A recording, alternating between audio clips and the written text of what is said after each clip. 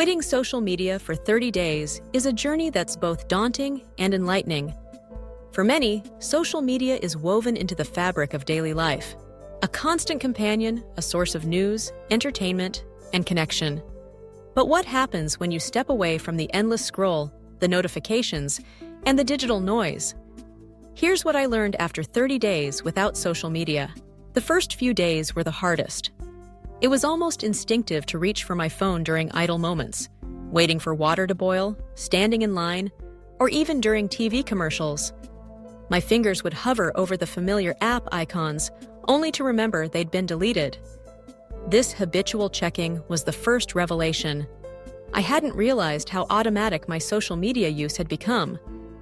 Without it, I felt a strange emptiness, a gap that begged to be filled. As the days passed, I began to notice how much more time I had. Minutes previously lost to scrolling now stretched into larger chunks of free time. I found myself reading more, getting back into hobbies I'd neglected, and even tidying up around my home. I realized how often social media had been a default escape from boredom rather than a conscious choice. Without the constant stream of updates and notifications, my mind felt quieter.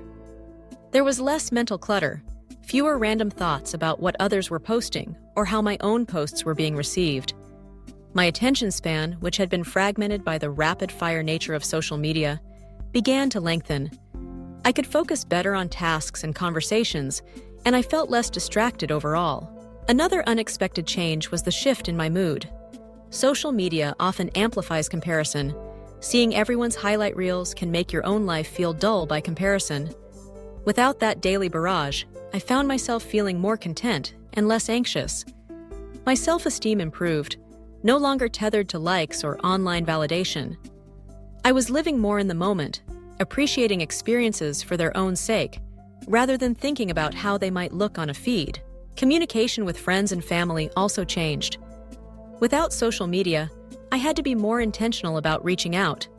Instead of passive likes or quick comments, I found myself calling or texting people directly.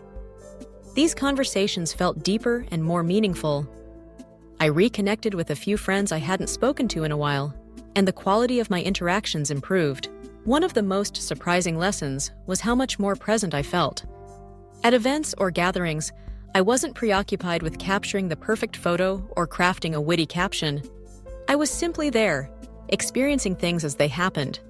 The memories I made felt richer, unfiltered by the lens of social media. Of course, there were challenges. I missed out on some news and events. I felt a little disconnected at times,